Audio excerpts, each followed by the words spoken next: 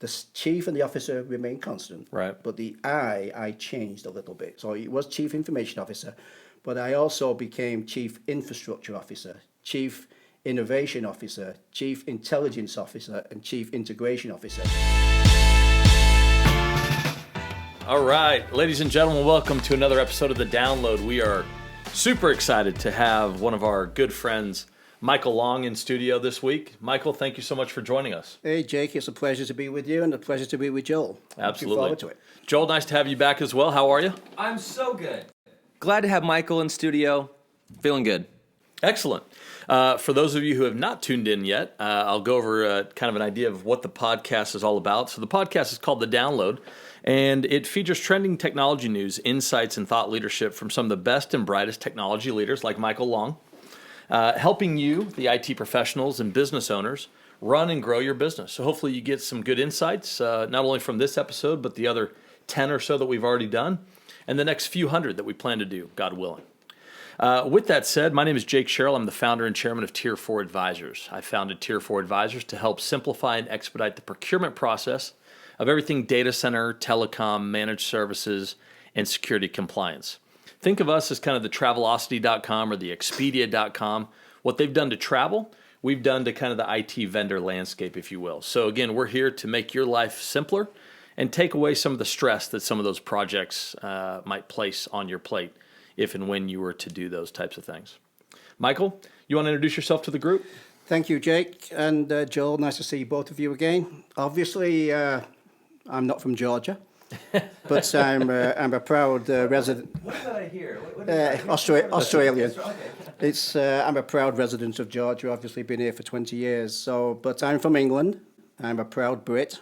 But obviously, I'm also a proud American. I became a U.S. citizen in 2001, and I've been here since 1994. So I know more about America than I know about England. So it's been a great time, and for myself, I've been fortunate enough to be the CIO on 3 occasions for 3 different corporations, and say it myself, but been relatively successful. And today I'm pleased to be with my friends Jake and Joel and try to put some of my experiences back into the pot so people can learn from it, my mistakes as well as my good things, and I'm excited. It's a great time to be a CIO. Michael, a lot of people have worked for you over the years. You've gotten resounding quality feedback from a lot of your employees. Obviously, you take a lot of pride in being a great leader. A lot of the folks that used to work for you are now in leadership positions themselves. Speak to that a little bit about what that means to you to be able to not only lead 3 separate IT organizations as a CIO, but also see a lot of your previous or prior employees, I should say, now in those leadership roles as well. Thank you, Jake. That's a nice compliment. And I do stress that I put a lot of energy into the organization who work for me, because without a solid foundation in the organization, you're going to fail. No matter how good you think you are, you're going to fail if the organization's not behind you. So I put a lot of attention, certainly on my direct reports. I manage them as individuals, not as robots. I see where they are and I see where they want to be. And to be truthful, some people are very happy where they are. They don't want to move on, so don't put them in a position where they're going to fail. So I spend a lot of time in seeing how I can get the best out of them. I'm a very collaborative type of guy. So they know what's going on. They know what's going on in my head before I even speak. Right. And one of the highest compliments I ever got it's a very simple one. I was in a meeting with Oracle and some various senior execs, and I didn't say much. I let my team do the talk. And the head of Oracle came and said, "It's funny, we knew who the boss was. But you don't need to speak all the time. Let your team speak. Let them learn, and correct them if you have to step in." So I put great importance on mentoring people, trying to take them to the next level. I've even encouraged people to leave because I think their careers can go further than I can offer them. So I've encouraged that. And I've also seen people who don't want to move forward. And, I said, look, my career, I'm very proud of it, but I came 5,000 miles. Some people won't go down to 400. So, you've got to give a little bit to get to where you want to get to, in whether it's a CIO or a VP or a director or a manager, whatever your career takes you. But you've got to put something back into it. And I feel I'm a very honest guy. People like me because I'm very honest. I'm very trustworthy. I'm very results orientated, and I manage that way. I walk the floor. I say good morning to everybody, no matter if it's the VP or it's the janitor, and I encourage people. So I think that's what I get. I've always done it for my own way, Jake. In terms of if people like you, you get more out of them. When they're in my meetings, we have serious meetings. Obviously, every CIO does, but I had about 20 people, management team, and there was 3 people in the room, and I couldn't recognize their faces. So it went on for 15 minutes, and I said to somebody, just excuse me, I said, the 3 people at the end, are you new? And they said, no, we're not new. We're new to you. We're in another organisation, but you have so much fun. We just joined in. So it was a true story. So I think that's the type of guy I am. I've got a wicked sense of humour, but I have fun. I think you've got to have fun in the office, and I think that shows.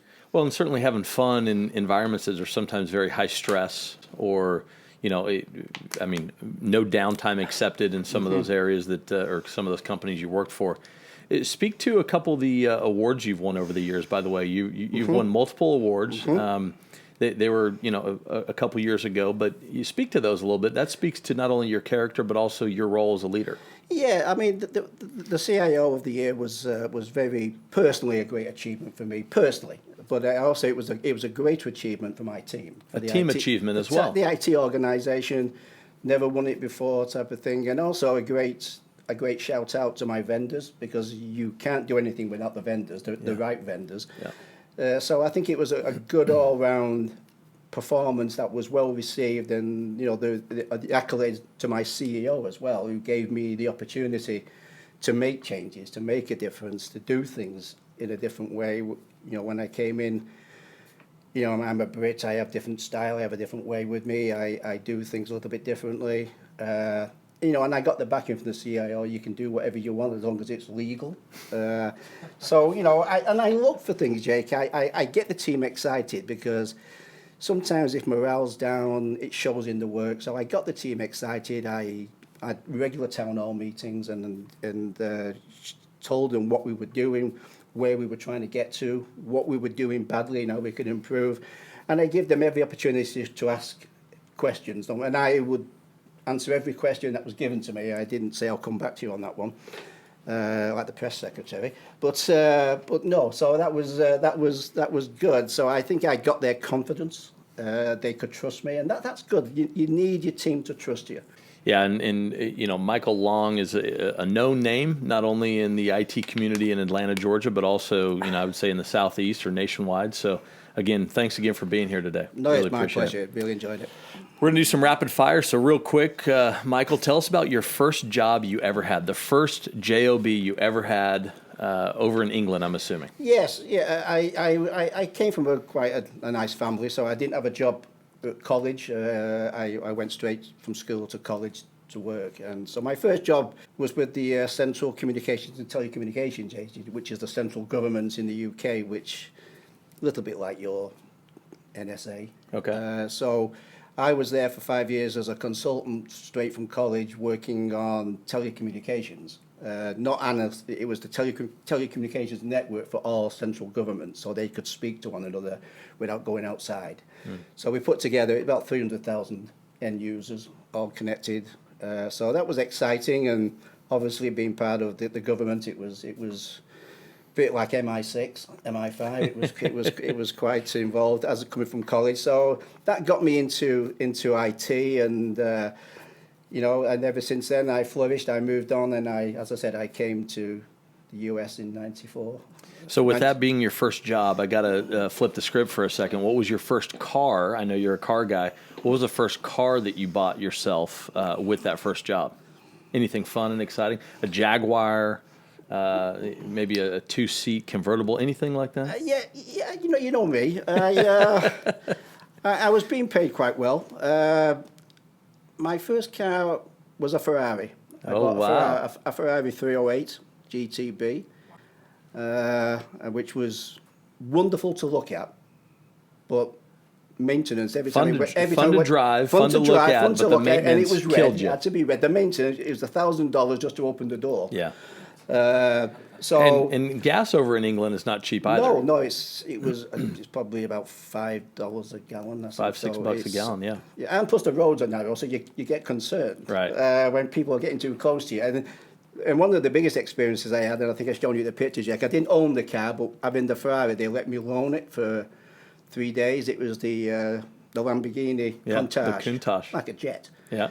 I had to stop twice going from London to Manchester for petrol. So it was but I've always had nice cars, and I know it's a fool's. You never make any money on them, but I've driven them. I've had the Jag, the BMs, the 3 Porsches. So that's where my money's gone, fortunately. That's fun. So your favorite cars, we've talked a little bit about cars, obviously your first job. What was your favorite Tier 4 Advisors VIP event that you've ever attended? I think you know what's coming, because obviously is at any sporting event, either watching or playing, it gets my attention. And when I mean playing, it's probably golf now. But I enjoyed the Porsche, even though I drove one, and just being there on that wonderful track at South Atlanta there, and driving a different Porsche to my own, that was quite exhilarating. We'll have to keep score of how many people choose the Porsche event as their favorite. What has been your greatest professional accomplishment to date for yourself? Again, having great people that work for you, winning CIO of the year, doing a lot of other things. But what is your greatest professional accomplishment that you have that you would say you have?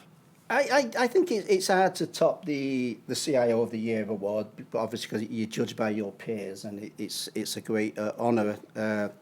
Probably what I did at the revenue in turning that place around, in terms of making the revenue. Not easy to do. Not easy to do. I went in there and faces were like a smacked ass.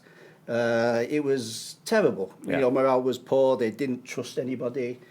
I was fortunate the CEO was private sector like myself, because I came from the private sector. So I knew I could turn it around. It would take me about 3 years. So I committed to 1 term, which was 4 years. And so that was probably the biggest challenge, is getting people. And what you did notice, Jake, was once you unraveled the paper a little bit, you had some quality. Yeah. There were some good people there of quality, and I got onto them very quickly and could see where we could go. There was also a small percentage that no matter what you did, they would not be satisfied. They're not going to buy in. So I said to my management team, let's forget about the 5%. I'll work with HR. We'll sort those out. But I don't want to put all my energy into that 5%. Let's concentrate on the 95% who want to go forward. What advice would you give someone who's going into a new environment, a new job, and they're inheriting a team, right? A lot of CIOs and CTOs, they'll get a job at a company that's been around 50 plus years. The team is already in place for the most part that's going to work underneath them. They've got their VPs, their directors, their managers, et cetera.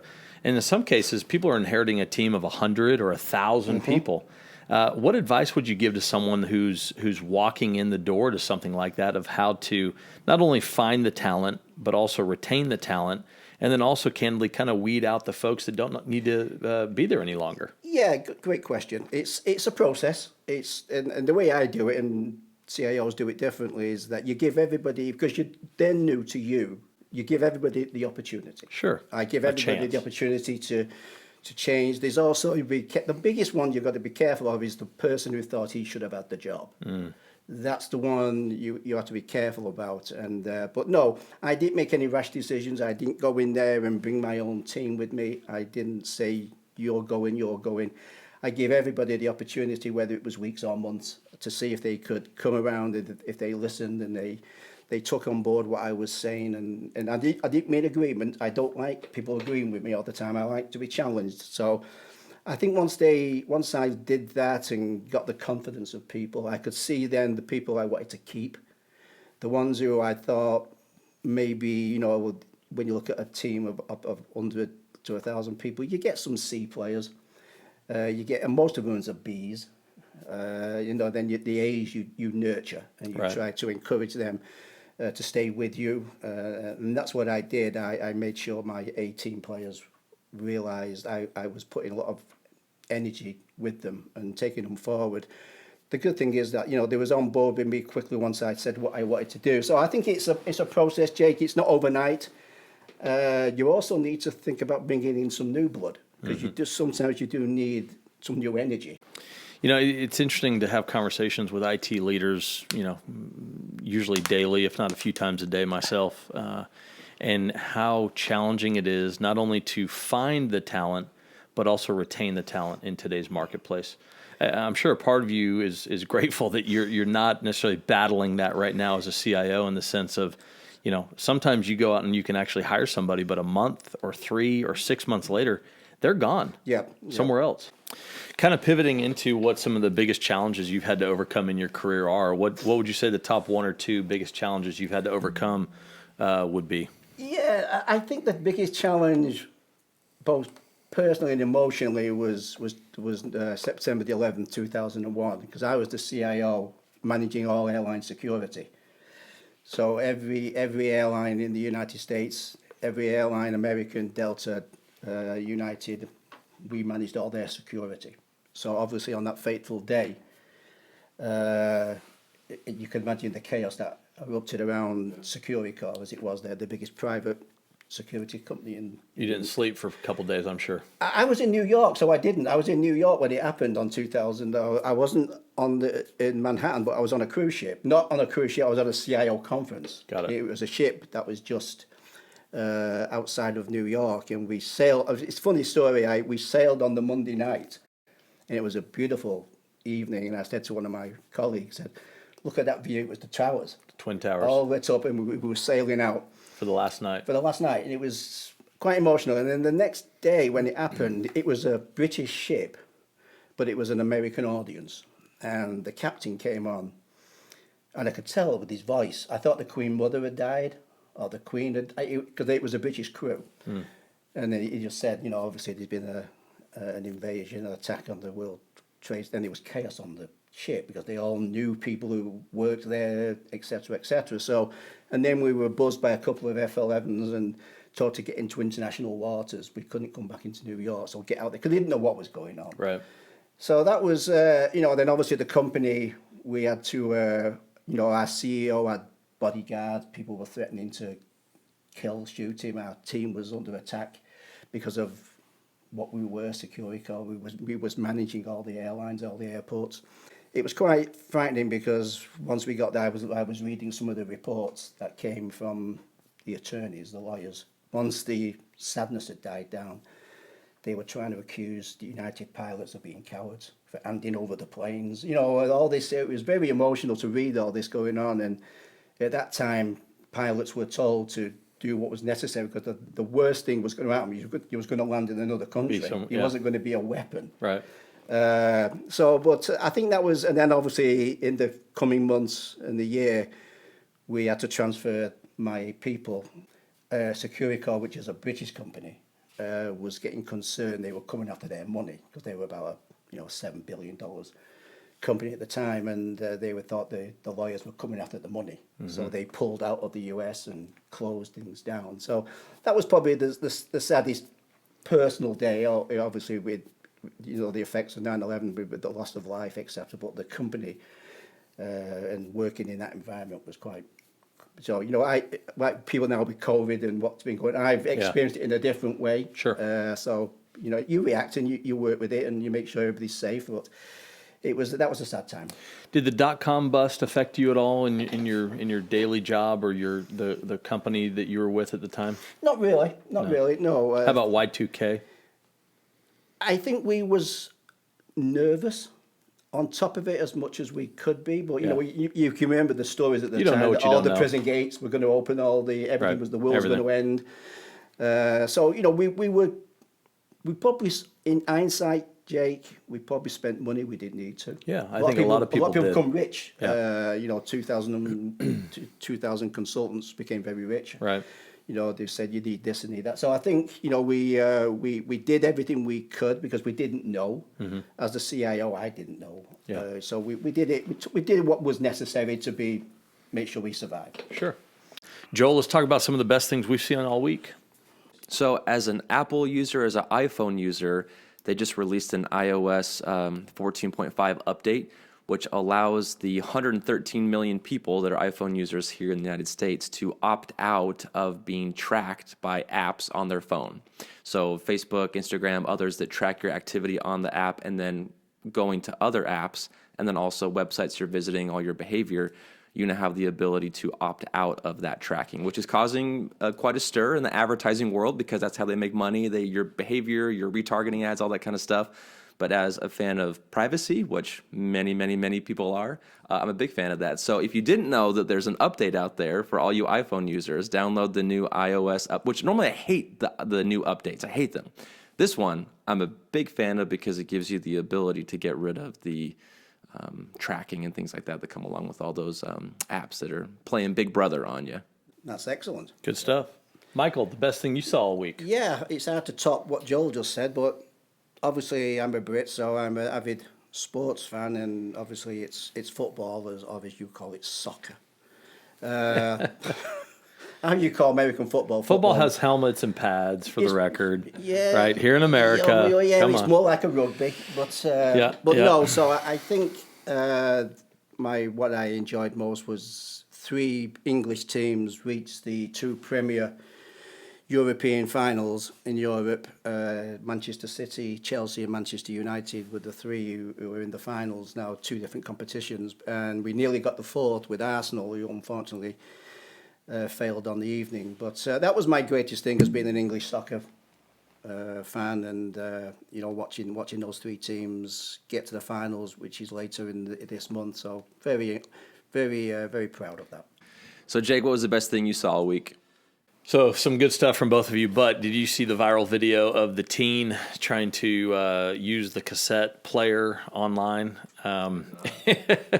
Anyway, so we now have phone. We have music on our phones. We got music everywhere else, but it's funny to watch. I guess the younger folks try to work rotary phones, pay phones, and now cassette tapes. Pretty good stuff. Great. Keep it lighthearted, kind of funny to watch. Hopefully it lightens your day. All right, moving on. So, how the role of CIO has changed. That's something that we wanted to talk about with Michael Long. You've been in the game for a while, so she has some great insights here. Right. So a few ideas of just kind of, where it was, let's just say, 20 years ago, where it was 10 years ago, and where it is today. We'll go ahead and, start there and what your thoughts are about, where the CIO role has kind of morphed into today. Yeah, I mean, obviously we've seen changes. Even in my time, I've seen the role change and the expectations change for a CIO. Many years ago, as you say, Jake, the CIO was a technocrat. Somebody you locked in the cupboard and brought him out occasionally when you had to show something. And rarely in board meetings. Rarely in board meetings, wearing the pens in the pocket, right. The pens in the pocket, the shirt collar turned up. So that was the image of technology in them, and then it changed. The CIO changed. It became a little bit more sophisticated, a little bit more worldly. Respected. The technology was changing businesses.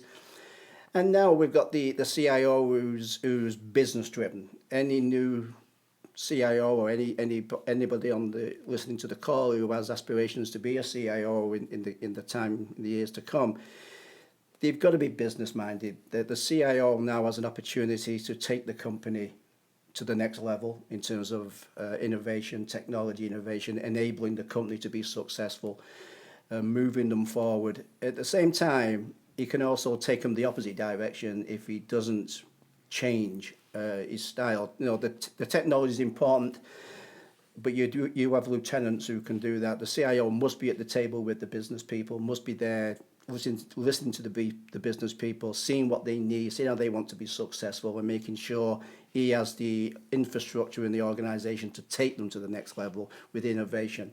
So I think it's changing. And the way I did it was that I realized I had to change as well. We all change, and the CIO, and we all know what the CIO does and what his role is within the corporate America. But what I tried to do was interchange the I. The chief and the officer remain constant, right? But the I changed a little bit. So it was chief information officer, but I also became chief infrastructure officer, chief innovation officer, chief intelligence officer, and chief integration officer. Those are all 4 parts you have to bring together under one CIO, especially as we're moving into a transformation stage. And that, if you look at those 4 things in general, that is the nucleus of any transformation. I think you got another I floating out there as well, Chief Inspiration Officer, right? Because you have to be inspiring your team at all times. And your team of IT professionals, I think historically it's probably safe to say IT folks are relatively underpaid for what they do. Don't get me wrong, they're paid well, but for what they do for organizations, they are probably underpaid for the time they put in, the stress that they're subjected to, et cetera. Additionally, I might say, not only are they relatively underpaid, but also relatively underappreciated within an organization, right? You see a lot of marketing people, a lot of sales people, a lot of business people, even finance people and operations, oftentimes are celebrated. Sometimes IT, if in fact it's done correctly, a lot of people don't even know it is being done, right? Yes. That's kind of like these large data center projects or digital transformation projects. You leave on Friday, you come back on Monday, you turn flip the switch of your email and it works.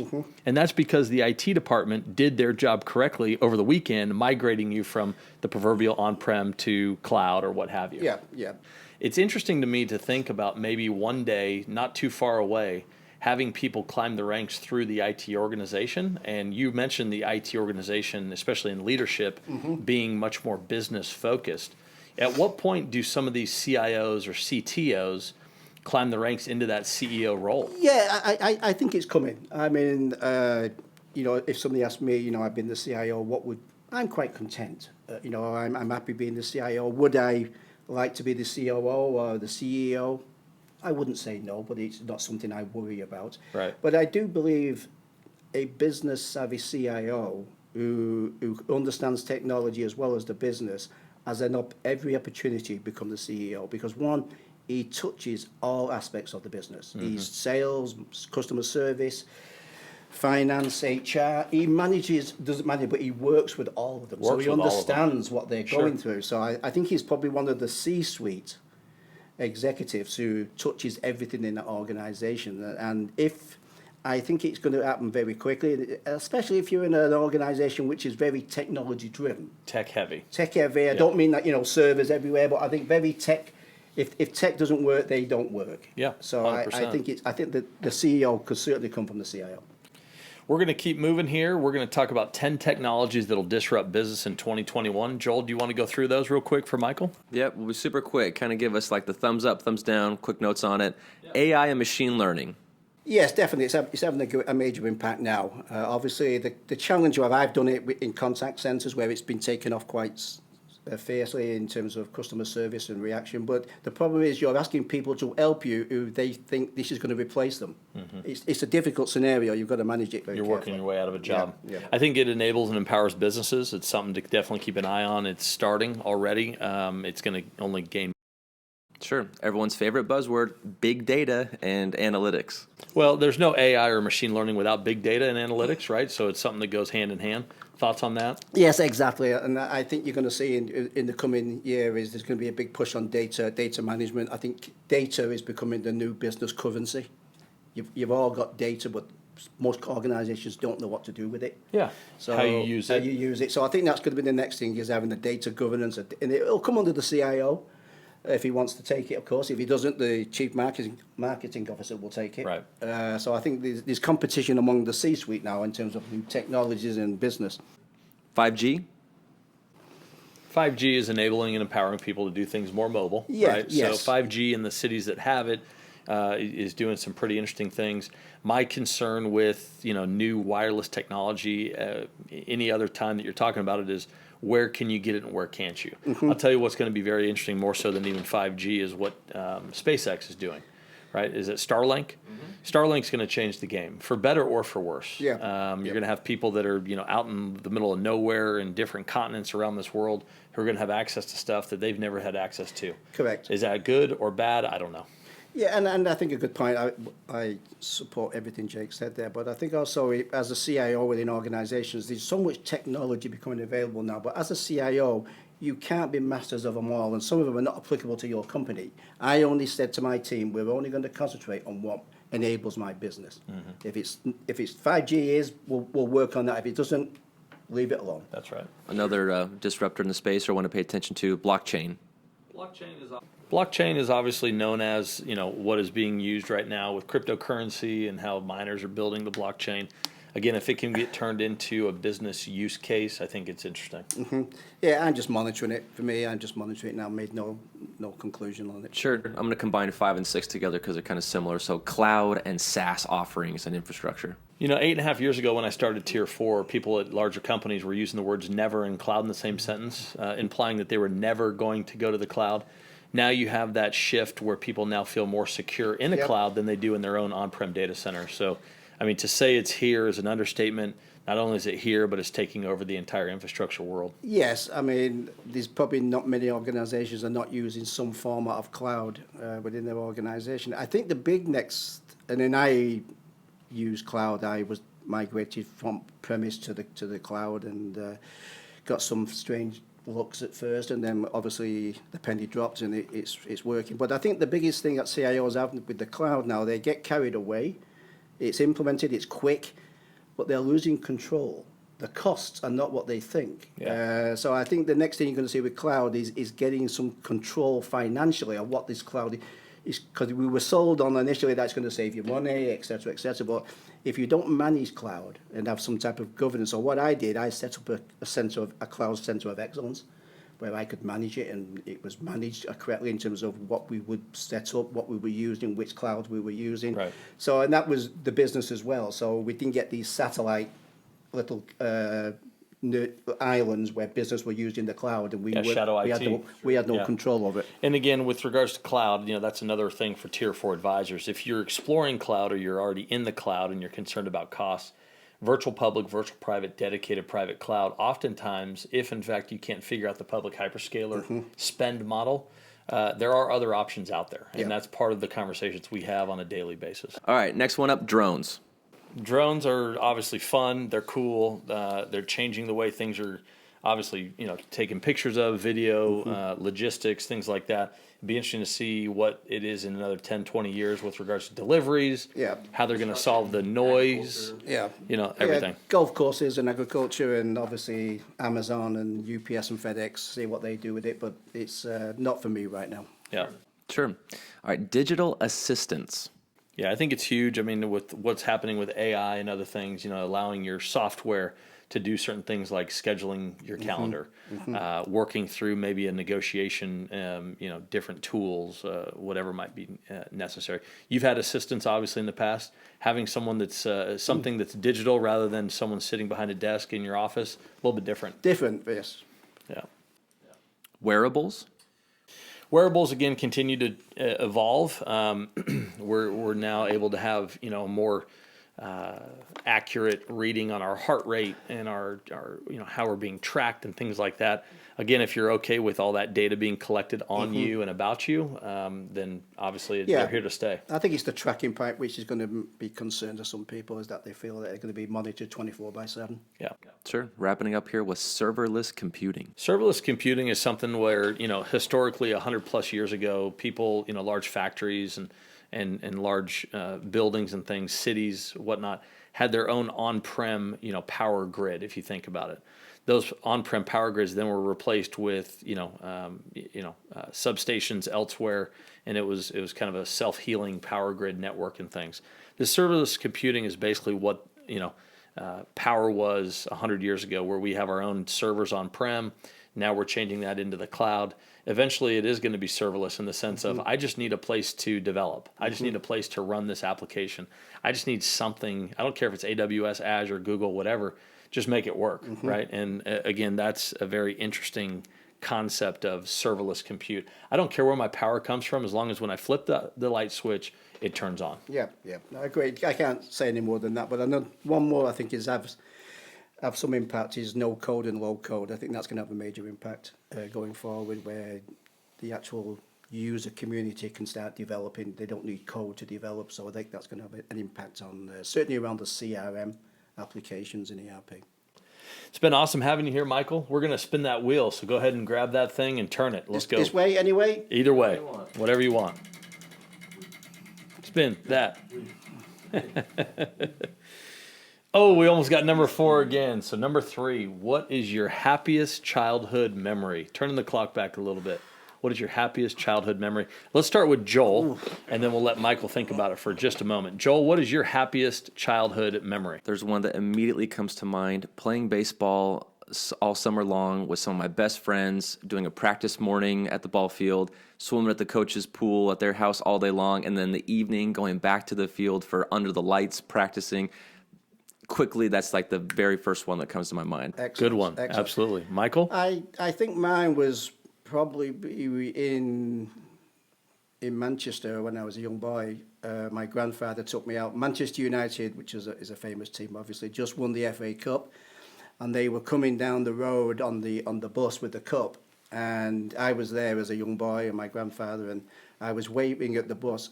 And I thought at the time it was Albert Quicksall, who was a United player, an old player, now probably dead.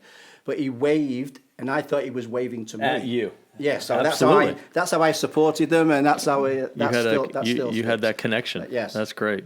My favorite childhood memory has got to be the fact that the San Francisco 49ers summer camp was in my hometown. And I still remember seeing Jerry Rice, Joe Montana, their whole team up close and personal. But great memory for sure. Joel, let's talk about a couple of our events upcoming. Yep, we got a handful of events coming up. May 26th, Atlanta National. May 28th, Dallas Cowboys Club in Dallas. June 4th, Etowah Valley Clay Shoot here in Atlanta. And then June 11th, Gaylord Springs. Tier4advisors.com/events. Come join us. All right. Michael, couldn't thank you enough for being here. Until next time, if you need any help with any sort of data center, telecom, managed services, or security projects, reach out to tier4advisors.com.